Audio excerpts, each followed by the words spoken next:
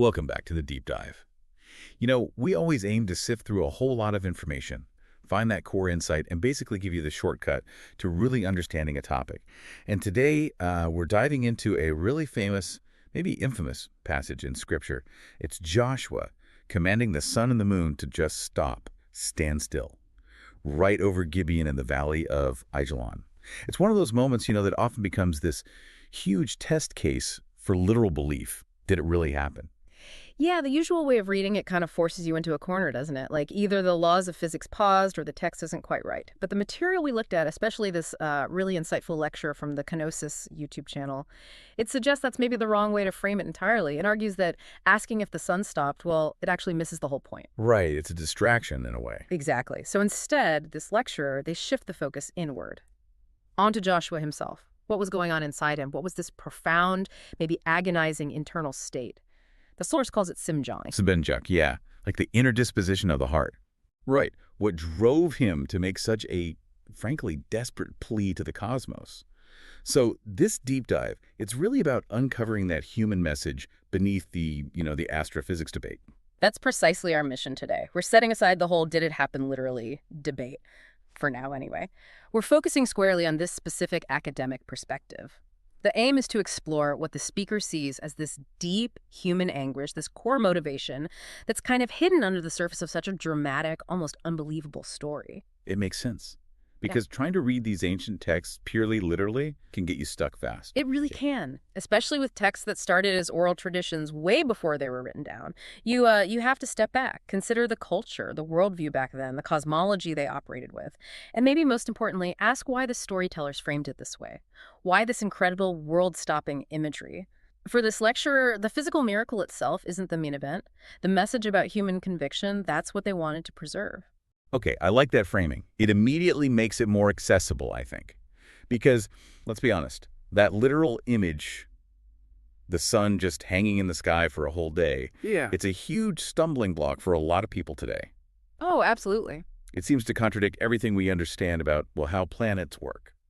And the lecturer even admitted, this passage was tough for him personally for a long time. He did. He said he often just skipped right over it, because the literal reading felt, well, insurmountable. And when you hit that kind of wall, the modern reaction is often, okay, let's find a scientific out. Right, you're trying to retrofit it, maybe some weird astronomical event, a sudden shift in Earth's rotation explained geologically. Exactly. People look for those things, but the lecturer really emphasizes that those attempts, even if they mean well, they completely miss the deeper message. They distract from what the text is actually trying to convey about the human condition, about faith. Okay, so if we stop trying to prove or disprove the external miracle, the physics of it all, where does that internal focus actually take us? What's the shift? Well, the big shift, the kind of aha moment for the lecturer, came when he stopped debating things like God's power or Joshua's level of faith or obedience, or even if it was physically possible. He moved entirely to asking about the Simjong, that deep inner state. Okay. The question became, what kind of incredible, agonizing internal pressure builds up inside a person that leads them to cry out to the universe itself, asking it to pause time? It shifts the whole thing from the celestial bodies down to the human heart. We definitely need to unpack Simjong a bit more, because it sounds like it's way beyond just feeling sad or angry or determined. Much, much deeper. The lecture defines it as the deep inner disposition, or you could say the spiritual core of the heart. It reflects the character's desperate motivation, their inner condition, but always tied to a specific, intense historical situation. So it's not abstract, it's rooted in circumstance. Exactly. Think of it as this foundational, almost unshakable spiritual state that compels action, not just a fleeting emotion. And to really get Joshua's Simjong, you have to understand the sheer horror of the context the lecturer paints, the Canaanite conquest. Right. He stresses it wasn't just, typical ancient warfare. Not at all. Joshua wasn't just leading an army. He was witnessing this extreme, grinding, just unbearable suffering on a massive scale for generations. Can you sort of paint that picture a bit more? What kind of misery are we talking about that would provoke such a cosmic outcry? Well, the lecturer describes a complete collapse of human dignity. He talks about people living essentially like slaves, used up like machines, like tools by these oppressive powers, just worked to death. Wow. And then when they weren't being worked like animals, they turned on each other, robbing, killing, just this total moral decay. A society utterly stripped of compassion, of basic humanity. So Joshua is immersed in this day in, day out. It's not just fighting an enemy, it's confronting this ongoing, soul-crushing spectacle of degradation. Precisely. He's steeped in it. And so when he shouts that command, sun, stand still over Gibeon, moon, over the valley of Ajalon, the lecturer argues it's not about needing more daylight for battle tactics. It's something else. It's a reaction, a desperate, anguished protest. The source even uses the term Jeolju. Jeolju, what does that translate to? It means something like an ultimate, unbearable cry or lament. A cry born of sheer agony and compassion. His heart was so broken, so overwhelmed by the sheer wretchedness and violence he was seeing, he felt like history itself had to stop. He couldn't bear another moment of it continuing. That changes everything. He's not just yelling orders, he's pleading with the universe. Yeah. But why the sun and moon specifically? That detail always struck me. Because according to this interpretation, the sun and the moon are seen as the ultimate witnesses, the longtime witnesses of all human history. Okay. They've watched everything, every war, every act of cruelty, every moment of suffering and degradation right from the beginning. So Joshua, completely driven by this overwhelming Simjong, he's essentially appealing directly to them. He's saying, You've seen all this pain throughout history. How much longer are you just going to hang there and watch? I can't stand it anymore. Please join me. Stop this miserable, wretched history right now. Wow. That's incredibly powerful. It flips the script entirely. It's not a command born of power, but a plea born of shared suffering, aimed at the cosmic witnesses. The meaning isn't in the physics, it's in the depth of Joshua's despair. Exactly. If this reading holds, the miracle significance lies entirely in the unbearable weight of Joshua's empathy, his Simjong.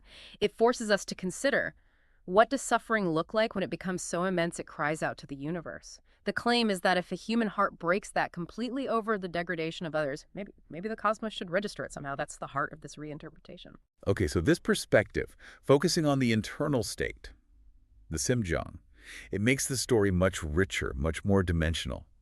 But it does bring up a huge question, the one listeners are probably grappling with right now. I imagine so. Are we actually suggesting that this profound emotional or spiritual state, this Simjong, can literally influence physical reality? Can it stop the sun? Well, that's the really complex territory the lecturer steps into. He acknowledges that if you move away from the traditional idea of God just directly intervening from outside top down, Right. then you need some way to think about how a human's inner state could possibly connect with or affect the natural world, the elements. How does he approach that? It seems like a massive leap. He starts conceptually drawing on spiritual history first. He brings up figures like, say, St. Francis of Assisi, the stories of him talking to birds, taming wolves. Okay, yeah. The idea of communion with nature. Right. The implication being that maybe someone who reaches a certain state of spiritual purity or profound alignment, perhaps they can interact with the natural world in ways that break our normal understanding of boundaries. That helps frame it spiritually. But linking that to stopping celestial bodies, that still feels like a different order of magnitude. It absolutely is. Yeah. And this is where he brings in that really crucial but explicitly exploratory idea from modern physics, specifically quantum mechanics. Okay. This is interesting. How does he use QM? He points out that down at the micro level, the subatomic world, the relationship between the observer mind, consciousness, maybe spirit, and the observed matter, energy, it isn't as strictly separate as we assume from our everyday Newtonian world. The observer effect, things like that. Exactly. The boundaries get fuzzy. Now, he's very clear. He's using this as a conceptual tool, not as scientific proof that Joshua stopped the sun. Right, that's a critical distinction. He's not saying QM proves the miracle. Not at all. He's using it more philosophically, to challenge the deep-seated assumption that mind and matter are totally separate, impermeable things. If they interact and blur at the quantum level, it at least opens a conceptual possibility. A possibility that an incredibly intense, focused, desperation-fueled mental or spiritual state, Joshua's Simjong, might exert some kind of influence on external reality, or at least be perceived and recorded that way. Precisely. It's offered as a conceptual bridge. It's a way of saying, look, don't automatically dismiss the power of the internal state just because classical physics says it's impossible. Modern physics itself is finding the edges of that classical rigidity. The core idea remains that a Xinjiang of that magnitude, it's more than just a prayer. It's like an active alignment with some deeper function or necessity in the universe. Okay, so if that intense empathetic need, that Simjong, is the driving force, how does this framework apply to other miracles? Let's take Jesus calming the storm in the New Testament. That's a perfect case study for this perspective. You remember the scene? The disciples are panicking, convinced they're going to drown, and they're just amazed that the wind and the sea obey Jesus' command. Yeah, peace, be still. Right. The lecturer argues that the elements didn't just respond because of, say, external divine authority being imposed. They responded directly to Jesus' Simjong. Picture it. The chaos, the sheer terror of the disciples. Jesus witnesses this fear, their suffering, and feels this profound, intense agony for them over their plight. That deep, compassionate desire to alleviate their immediate suffering, it created this internal state of absolute necessity. The need was absolute in that moment. Exactly. And the Simjong, this perfect alignment with ending suffering right then and there, is described as mirroring what the lecturer calls God's heart, a heart that's metaphorically sleepless over all the pain in the world. So the command, peace, be still, it flows from that ultimate place of empathy and necessity. And the elements in this view yield to that immense spiritual pressure. So again, the miracle isn't just a show of power. It's an intensely empathetic response to a desperate, immediate need. Okay, I'm seeing the pattern. If Simjong is the catalyst, the inner state, then we need that second piece you mentioned earlier, the Joltai Mayongban. That comes up strongly with Moses, right? Absolutely. Moses at the Red Sea is really the prime example the lecturer uses to introduce Joltai Mayongban. We translate it as absolute justification or maybe undeniable necessity. Set the scene for us through that lens. Okay, so the Israelites are completely trapped, Red Sea in front, Pharaoh's army charging from behind. Annihilation or re-enslavement seems inevitable. Total desperation. Right. Moses cries out to God, naturally looking for divine intervention. But God's response, in this interpretation, is revolutionary. God essentially says, "Why are you crying out to me? Stop praying and start acting. Take your staff, stretch out your hand, you do it." Wow, that shift of responsibility, you do it, that's huge. It puts the onus right back on Moses and his own conviction. It really does. And the lecturer highlights this as the critical moment where Moses' own internal state, his mission, becomes paramount. The act of parting the sea wasn't just willed by God externally. It was driven by Moses' profound internalized sense of mission. And that mission wasn't just a good idea, it had absolute justification. Okay, define absolute justification more clearly. What makes it absolute? It's the undeniable, self-evident duty or necessity of the act. In this case, saving the people from being dragged back into slavery and brutality, and fulfilling the promise of leading them to a new land. There was simply no alternative, no moral gray area.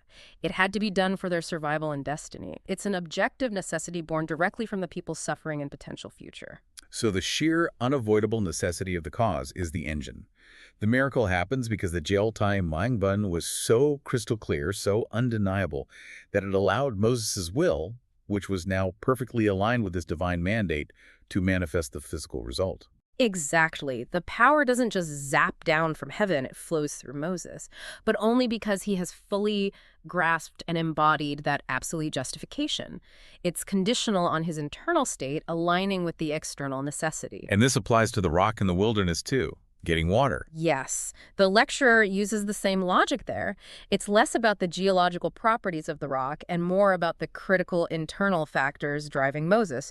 You have the desperate Simjong, his agony, watching the people literally dying of thirst. Okay. And you have the absolute justification, the non-negotiable mission to keep them alive, to keep the journey going, to fulfill the promise. When that necessity becomes absolute, we must have water or we die, the will to command the solution follows, and the miracle is the visible outcome of that unified, necessary intent. Okay, wow. So a really consistent picture is emerging here. Miracles, in this view, aren't arbitrary rewards or just displays of power. They seem to flow directly from this deep, almost painful empathy. The Simjong, coupled with a mission that feels utterly non-negotiable, the absolute justification, it has to come from necessity. That's the core argument, yes. Necessity rooted in compassion. This really forces a completely different reading of, well, one of Jesus's most famous teachings, the power of mustard seed faith.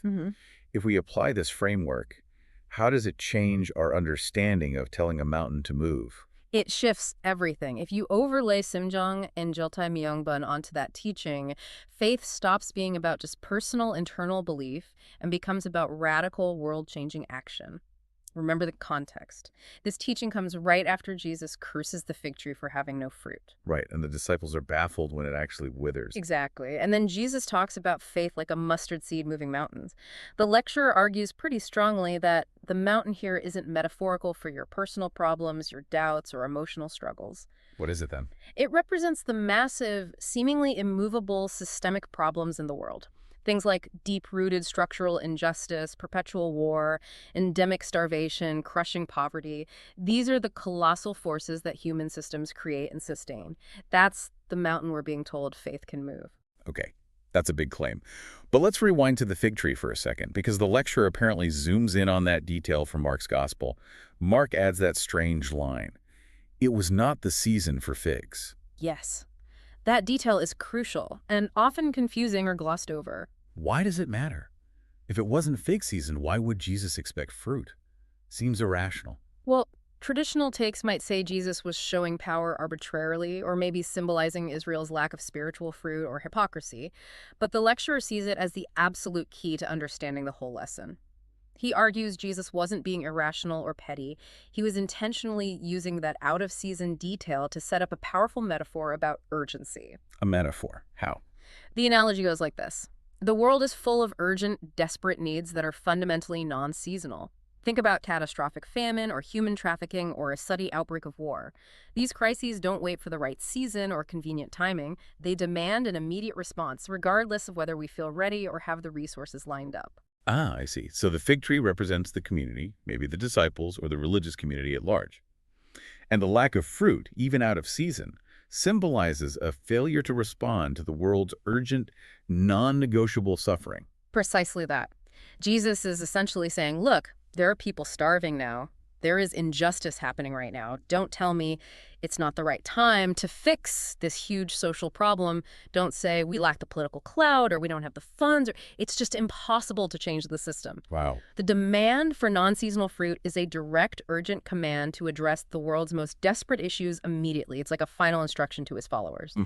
You need to embody the same level of non-negotiable necessity, the same absolute justification that drove Moses at the Red Sea or Joshua at Gibeon. This completely transforms the definition of faith then. It's not passive acceptance or belief for personal peace anymore. Not at all in this reading. Mustard seed faith isn't just about having strong internal conviction or banishing doubt. It is the active motivation, the drive, that's fueled by that same unbearable simjong, that agony over seeing suffering, which then generates the absolute justification to act. So faith is the compulsion to act, born from empathy and necessity. Exactly. The lecturer basically says, if the desperate need exists, if the absolute justification makes it clear that this mountain of injustice must be moved and it cannot wait, then the faith required to command it, to tackle it, will naturally follow. The power isn't in the size of your belief, like measuring a tiny seed. It's in the urgency and the moral necessity of the action it demands. Correct. And that final promise Jesus makes, nothing will be impossible for you. Yeah. It's not some kind of magic bullet for personal success. It's framed here as a command, an encouragement. Go confront the world's biggest, most entrenched suffering head on. Because when you're driven by that absolute necessity, that Jiltai Myungbun, that is where the real power lies. It makes faith dynamic, external, and fundamentally world-altering. The consistency in this interpretation is, it's really striking.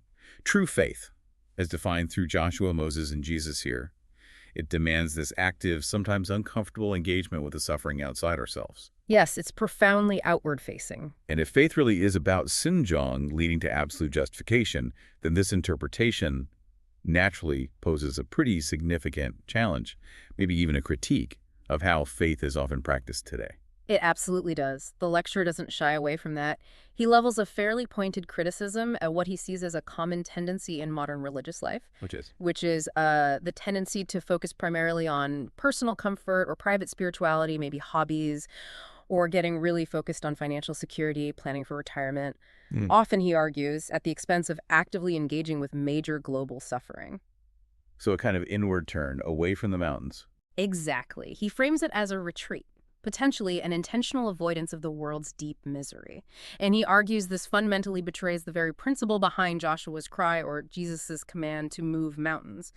If faith is truly born from this unbearable empathy, the simjong, where is that empathy being channeled in our lives, in our institutions?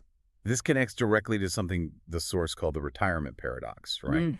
He specifically mentioned religious leaders in this context. Yes, he did. The paradox he points out is this.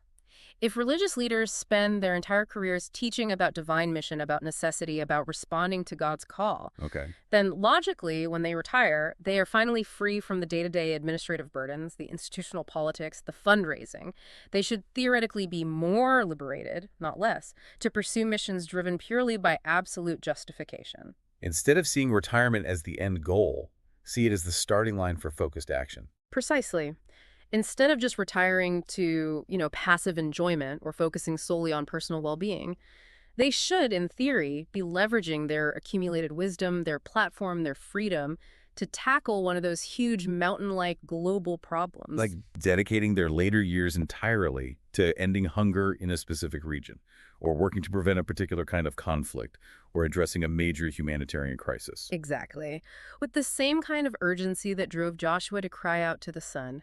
The argument is, the deeper their simjong, their lifelong cultivated empathy for the world's pain, the more intensely active their pursuit of Jiltama should become once they're free from other obligations. That completely reframes retirement, not as a withdrawal, but as potentially the ultimate unleashing of focused mission. The critique seems to be that too often the end of institutional duty is treated as the end of responsibility to the world's suffering. That's the core of the critique. They possess the wisdom, often the respect or platform, and crucially, the time and freedom to dedicate themselves single-mindedly to a cause of absolute justification. If the necessity is truly absolute, the lecturer implies, it should compel action right until the very end. Okay, so this whole framework, starting with Joshua's cry, moving through Moses and Jesus, and ending with this challenge about modern faith, it fundamentally forces us to reevaluate how we even think about belief and action. It really does. The critical question seems to shift away dramatically from our own perceived limitations or likelihood of success. That's exactly the point the lecturer drives home. He argues we need to stop asking the questions that center on our own capabilities first. Questions like, well, will this project actually succeed? Or is this huge goal even possible for me or for us, given our limited resources? Those questions focus on feasibility, on our power. Right. And they are secondary, according to this view. They often become excuses for inaction when faced with overwhelming need. Instead of starting there, we must start with the moral imperative. So we have to ask. We have to ask the fundamental question first. Must this be done? Must this suffering be stopped? Must this injustice be rectified? Must this mountain be moved? Exactly. And if the answer, driven by that deep, aching empathy, the simjang, and by the clear recognition of a non-negotiable necessity, the absolute justification, if that answer is a profound, unavoidable yes, Then the necessity itself becomes the engine. then that necessity itself is the activating force. It generates the faith required. And the resulting action, whether it manifests in ways that seem miraculous, like the Red Sea parting, or through the hard, persistent work that moves massive societal mountains, that action born of necessity and empathy is what this interpretation defines as true living faith. Wow. Okay, this has really been quite the journey. We've moved so far beyond just looking at the miracle at Gibeon as a literal historical event or a scientific impossibility. We really have. We've explored it as this incredibly profound expression of human despair, of unbearable empathy, leading to necessary action, all driven by these core concepts. Simjong, the compassionate heart, and absolute justification, the non-negotiable duty to act. So the key takeaway for you listening right now is really this powerful redefinition of faith. It's presented not as some kind of internal shield to protect you from the world, but as an active, demanding, potentially world-altering force that's born directly out of compassion for suffering. It's almost a command to step into that difficult space where need is absolute. And that really leads us to the final thought, the question we want to leave you with to maybe mull over. If this interpretation holds any water, if faith is truly rooted in that profound empathy for suffering, and if action flows from recognizing absolute necessity, Then the question becomes personal. it does. What are the mountain-like problems in your life, in your community, or maybe in the wider world that you see? What situations are demanding your absolute justification? What issues out there cause that unbearable sunjong, that deep ache of empathy to well up inside you?